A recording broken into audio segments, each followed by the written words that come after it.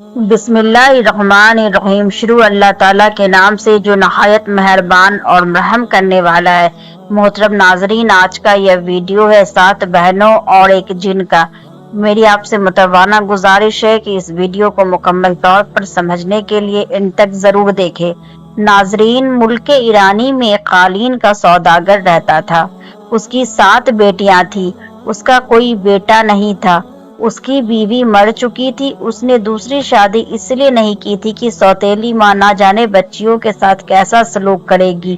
سوداگر اپنی بیویوں کے ساتھ ایک بہت بڑی حویلی میں رہتا تھا۔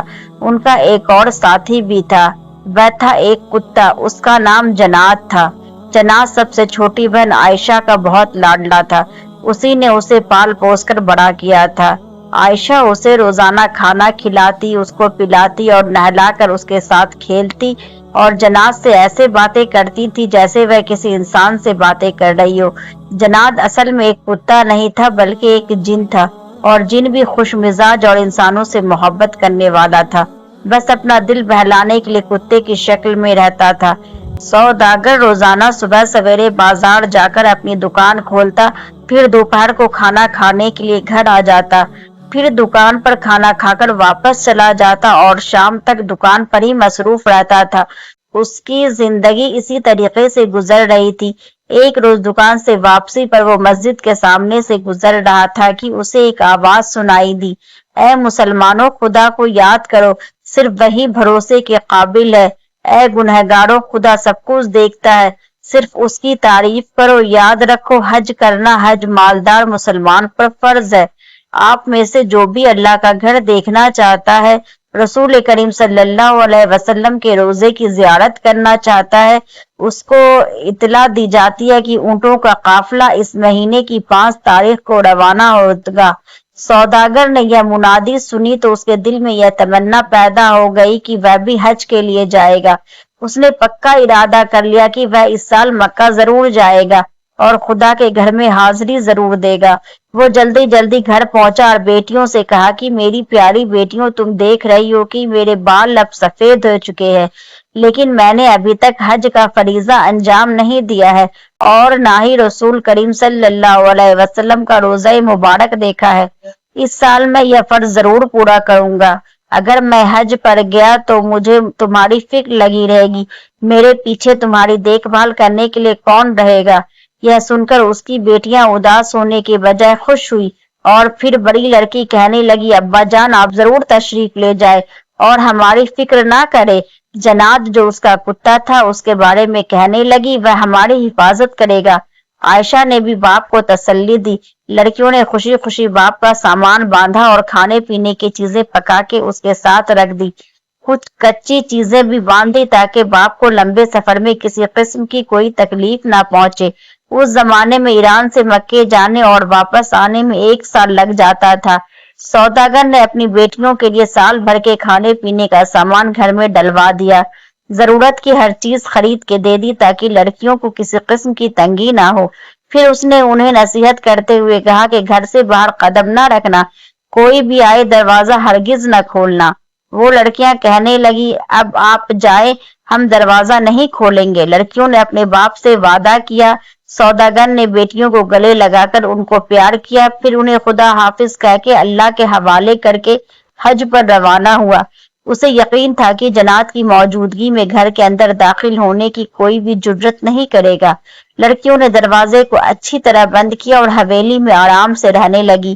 جنات ان کے ساتھ تھا، وہ سارا دن ان کے ساتھ صحن میں کھیلتا تھا اور رات کو عائشہ کے پاس سو جاتا تھا۔ کئی ہفتے اسی طرح گزر گئے۔ ایک دن دروازے پر زور زور سے 3 بار دستک ہوئی، پھر ایک عورت کی آواز آئی، دروازہ کھولو۔ ساتوں بہنیں دروازے کے پاس جمع ہو گئی اور پوچھا کہ کون ہے؟ باہر کھڑی ہوئی عورت بڑی نرمی سے اور پیار سے بولی، میں تمہاری خالہ ہوں، تمہاری امی کی سگی بہن ہوں۔ یہ سن کر عائشہ نے فوراً کہا کہ میرے خیال سے آپ کو کوئی غلط فہمی ہوئی ہے، ہماری تو کوئی خالہ نہیں، ہماری اماں جان تو ہمارے ابا جان کی طرح اپنے ماں باپ کی اکلوتی بیٹی ہے، اس لیے ہماری نہ تو کوئی خالہ ہے اور نہ ہی کوئی ماموں۔ ابا جان کے سوا ہمارا اس دنیا میں کوئی نہیں ہے، خدا ہے جو سب کا ہے۔ उस औरत ने बाहर से जवाब दिया, अहमक लड़की, तुम तो उस वक्त पैदा भी नहीं हुई थी जब मेरी शादी हुई। मैं अपने माँ बाप का घर छोड़कर परदेश चली गई थी। बड़ी प्यारी बच्चियां हो तुम। शाबाश बेटा, दरवाजा खोलो। देखो बहुत देर हो गई है, बाहर इतनी तेज धूप है कि मेरा भेजा पिघल रहा है। कोई साया भी नहीं है कि उसके नीचे खड़ी हो जाऊं। बड़ी अच्छी हो तुम, जल्दी से दरवाजा खोलो। मैं थोड़ी देर आराम करने के बाद तुम्हें मजे मजे की कहानियां सुनाऊंगी। तुम्हारी अम्मा और नानी के बारे में बताऊंगी। बहनों ने एक दूसरे की तरफ देखा, फिर मशवरा करने लगी। आयशा ने कहा, हरगिज नहीं, खुदा के वास्ते दरवाजा ना खोलना। मुझे यकीन है कि ये औरत हमारी खाला नहीं है। अगर ये सचमुच हमारी खाला है तो भी हमें दरवाजा नहीं खोलना चाहिए, क्योंकि अब्बा जान ने सख्ती से मना किया है। और आप यह भी जानती है कि जो माँ बाप का कहना नहीं मानते वह बड़े बदनसीब होते हैं। जनाद पास ही खड़ा था, वह एकदम भौंकने लगा। यानी वह कहने लगा कि मैं जनाद हूँ, आप सबका रखवाला हूँ, कोई भी आप सबको नुकसान नहीं पहुंचाएगा। मैं उसकी बूटियां बूटियां कर दूंगा। कुत्ते की आवाज सुनकर वो खाला वहां से खिसकती हुई बोली, कुत्ते से कितनी गंदी बू आ रही है। जनाद चूंकि जिन था इसलिए वो बुढ़िया की आवाज से ही समझ गया कि वह कौन है। असल में वो बुढ़िया एक चुड़ैल थी। जनाद को मालूम था कि वो बच्चियों को खाने के लिए आई है, और चुड़ैल यह भी जानती थी कि जब तक यह जिन बच्चियों की निगरानी कर रहा है तो वो इन्हें नहीं खा सकती, क्योंकि कुत्ते जिनों, भूतों और चुड़ैलों के जानी दुश्मन होते हैं। सारी रात वो चुड़ैल घर के इर्द गिर्द मंडराती रही। रात के वक्त वह अपनी असल शक्ल में घूम रही थी। लंबे लंबे तेज दांत, वो जोर जोर से चीख रही थी।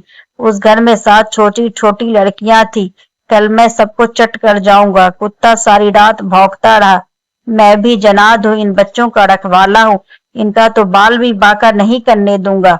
अगले दिन चुड़ैल फिर औरत के भेष में आई, दरवाजा खटखटाया और बोली, प्यारी भांजियो, दरवाजा तो खोलो, मैं तुम्हें देखकर आंखों को ठंडा करूंगी।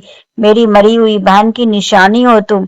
देखो मैं तुम्हारे लिए तोहफे लाई हूँ। जब चुड़ैल ने तोहफे की बात की तो कुछ बहनें दरवाजा खोलने के लिए दरवाजे के पास आई। आयशा ने चीख कर कहा कि नहीं, हमने अब्बा जान से वादा किया है कि उस वक्त तक दरवाजा नहीं खोलेंगे जब तक वह खुद ना आ जाए। और फिर हमारा कुत्ता जनाज भी सारी रात भौंकता रहा है। वो हमें बता रहा है कि यह औरत एक चुड़ैल है। आयशा ने अपनी बहनों को बहुत मना किया, उनको बहुत रोका, लेकिन बहनों ने उसे गुस्से में आकर धक्का दे दिया और बुरा भला कहने लगी, तुम और तुम्हारा कुत्ता दोनों बेवकूफ हो। देखो हमारी खाला आई है और हम दरवाजा ना खोले। फर्ज करो अगर वह सचमुच की खाला नहीं भी है तो क्या फर्क पड़ेगा। ऐसी नरम दिल बुढ़िया हमारा क्या बिगाड़ सकती है। वो हमारे लिए तोहफे लेकर आई है, वो हमें मजे मजे की कहानियां सुनाएंगी। आयशा फिर भी ना मानी और बहनों का रास्ता रोककर बोली, नहीं नहीं, मैं दरवाजा नहीं खोलूंगी। लेकिन बहनों ने कुछ ना सुना, उसको 2-3 थप्पड़ मारकर उसे परे ढकेल दिया और फिर दरवाजे की चौखट खोल दी और कहने लगी कि खाला जान तशरीफ लाइए। मगर रास्ते में जनात खड़ा था, वो गुस्से के मारे जोर जोर से भौंक रहा था। वो चुड़ैल उसके डर से आगे न आई और वो वहीं खड़े खड़े हाथ फैलाकर बोली, बेटा इस कुत्ते की बू से तो दिमाग उड़ता जा रहा है। जब तक तुम इसे जान से नहीं मार दोगी मैं अंदर नहीं आऊंगी। बड़ी बहनों ने उस वक्त कुत्ते को पकड़ा और गला घोंट कर मार डाला। आयशा बेचारी बहुत चिल्लाई मगर बहनों ने एक भी ना सुनी। वो 6 एक तरफ और आयशा अकेली एक तरफ। वो गरीब क्या करती। आयशा को कुत्ते के पास छोड़कर बाकी बहनों ने बड़ी बी को अंदर बुला लिया। जो ही चुड़ैल ने दरवाजे के अंदर पांव रखा, मुर्दे कुत्ते की लाश फूंकने लगी। बुढ़िया फिर पीछे हटी और बोली, तौबा तौबा, मरे हुए कुत्ते से तो और भी ज्यादा बू आ रही है। मैं तो अंदर नहीं जाऊंगी, पहले इस कुत्ते को जला दो। बड़ी बहनों ने फौरन कुत्ते की लाश को जला दिया। आयशा उन्हें ना रोक सकी, लेकिन अब आग अच्छी तरह बुझ गई तो कुत्ते की राख समेटकर रुमाल में बांध दी।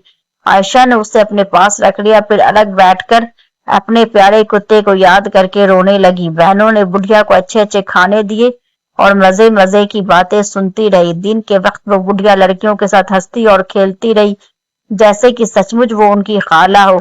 उसने लड़कियों को तोहफे भी दिए, लेकिन जब रात हुई तो वो अपनी असल शक्ल में आ गई। उसकी आंखें अंगारों की तरह चमकने लगी, बहुत ही लंबे लंबे और तेज दांत बाहर निकल आए। वो बेचैन होकर इधर उधर टहलने लगी और चीखने लगी, इस घर में 7 बहनें हैं, मैं आज इन सबको खा जाऊंगी। आयशा को बुढ़िया पर पहले ही शक था। वो जल्दी से चारपाई के नीचे छुप गई। باقی 6 بہنوں کو خبر نہ ہوئی۔ چڑیل نے ان سب کو پکڑ لیا۔ سب سے پہلے اس نے بڑی بہن سے پوچھا، اے میرے نرم نرم چوزے، بول میں تجھے کہاں سے کھانا شروع کروں؟ بڑی بہن نے جواب دیا کہ میرے سر سے کھانا شروع کرو، کیونکہ اس احمق نے عائشہ کی بات نہ سنی۔ بڑھیا نے مزے لے کر بڑی بہن کو کھا لیا۔ پھر وہ بڑھیا اس سے چھوٹی بہن کے پاس گئی اور بولی، اے نرم نرم چوزے، اب بتا تجھے کہاں سے کھانا شروع کروں؟ وہ بہن بولی، میری احمق ہاتھوں کو کھاؤ کہ تم اس گنہگار ہاتھوں کو کھاؤ، کیونکہ ان گنہگار ہاتھوں نے میری پیاری پیاری بہن کو، میری چھوٹی بہن کو مارا ہے۔ چڑیل اس کے ہاتھوں کی ہڈیاں چبانے لگی۔ جب ساری لڑکیاں اس کے پیٹ میں چلی آئی تو پھر اس نے تیسری لڑکی سے پوچھا، اے میرے نرم نرم چوزے، بتا تجھے اب میں کہاں سے کھاؤں؟ تو اس نے جواب دیا، تم میرے کانوں سے کھانا شروع کرو، کیونکہ انہوں نے عائشہ کی ایک نہ سنی۔ چڑیل نے تیسری بہن کو بھی نگل لیا۔ جب اس نے چوتھی بہن سے پوچھا تو اس نے کہا، پہلے میرے ٹانگوں کو کھاؤ، کیونکہ اس بے وقوف نے عائشہ کو مارا تھا۔ چڑیل نے بھی اسے بھی ہڑپ کر لیا۔ پانچویں بہن نے کہا، پہلے میرا منہ کھاؤ، جب عائشہ مجھے دروازہ کھولنے سے روک رہی تھی تو اس منہ سے میں نے برا بھلا کہا تھا۔ چڑیل نے اسے بھی چٹ کر لیا۔ اب اس نے چھٹی بہن سے پوچھا تو وہ بولی کہ پہلے میری آنکھیں کھاؤ، کیونکہ ان آنکھوں نے یہ نہیں دیکھا کہ عائشہ دروازہ کھولنے سے کیوں منع کر رہی ہے۔ چڑیل نے اس کو بھی ہڑپ کر لیا۔ اب وہ ساتویں بہن کی تلاش میں ادھر ادھر دیکھنے لگی، ہر کمرے میں گئی، صحن میں ڈھونڈا، آخر کار اس کو معلوم ہو گیا کہ عائشہ چارپائی کے نیچے چھپی ہے۔